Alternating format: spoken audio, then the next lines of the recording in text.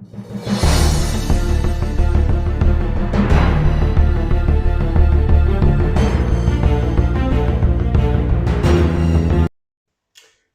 afternoon, Keepers of the Cash. Gary B, the Casual Comic Guy here, and we are here with Savage Saturday 23. The book that we're looking at today is going to be Red Sonja, Monster Isle. It's a one-shot written by Roy Thomas and art by Pablo Marcos on the cover and on the interior. Now, what I will say right away is I've been a fan of Pablo Marcos for a long time, and having said that, I don't think this was his best work. It was good, and a lot of panels are great. Then a lot of panels looked a little bit off. But let's get into the review, shall we? So throughout, you know what I'm going to do.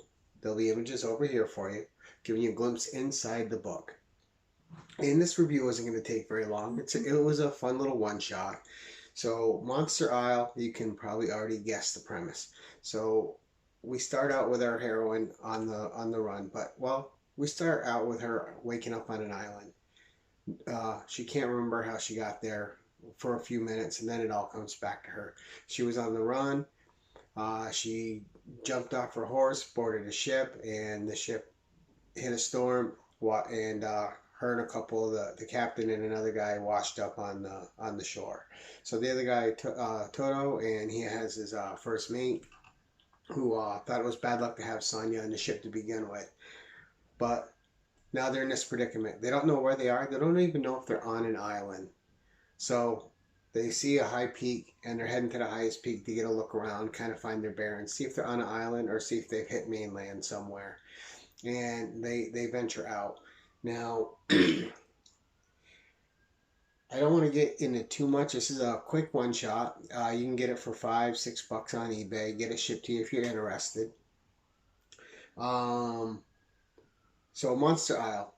I don't know how many of you out there are H.G. Wells fan, but having said that, you can kind of guess where we're going with this.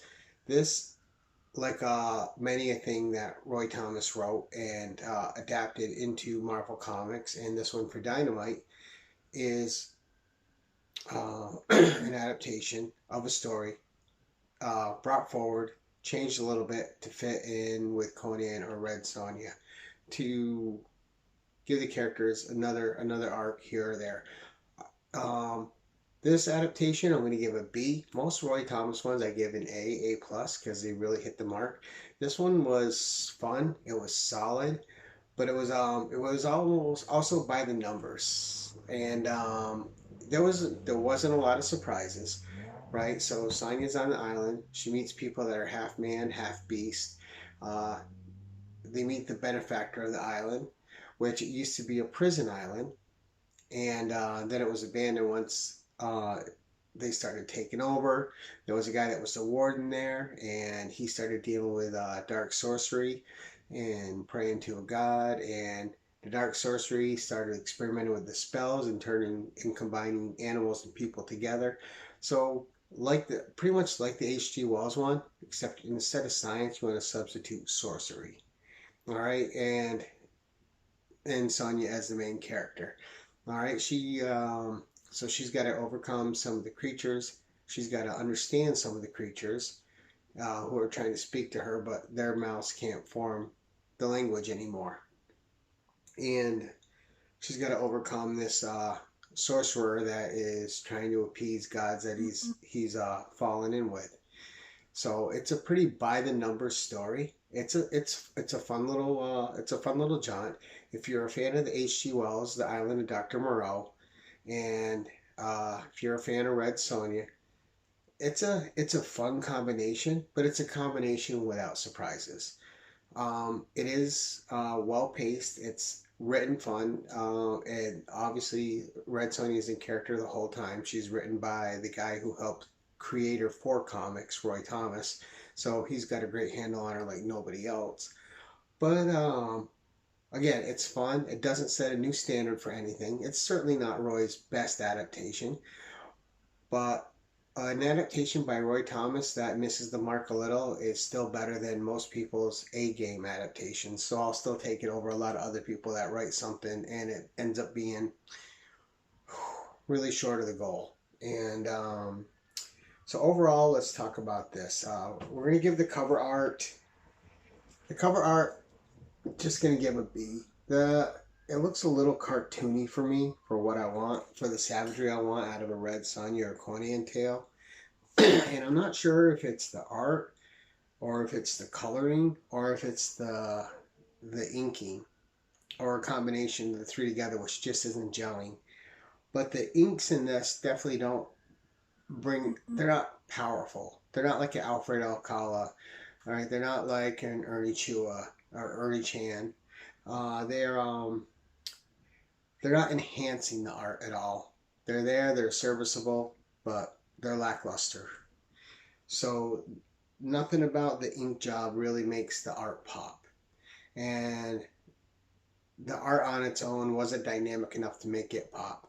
Now it's good and it's more than serviceable, but it's not A. It's B minus, in my opinion. Sometimes Red Sonja is drawn to look a little too young. I don't like the babyish face. She's a grown warrior, present her as such. But overall, cover B, interior art will give a B. Story will give a B. And fun, serviceable story. The conclusion is pretty predictable. We'll give that a B2. It's still fun and it still goes along with the rest of the story. But again, you're not really getting any surprises. So maybe we'll give it a B minus. But overall, we'll give this adaptation a B. Um, it's good.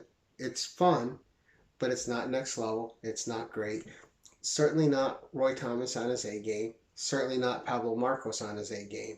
So these guys both had a B day at the same time when they got together, and it is what it is. Not everybody has hits it out of the park every time, and still a fun read. And like I said, their B games are still better than a lot of people's A games. So at the end of the day, you still got a fun story.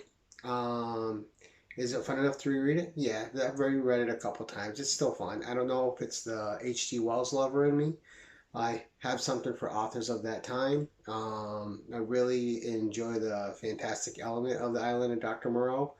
And obviously, that's a story that fits well into a Red Sonja Urquhart story with Beast and an island and just what you can do with the concept. So that's the review. I hope you guys enjoyed it. Have a savage Saturday.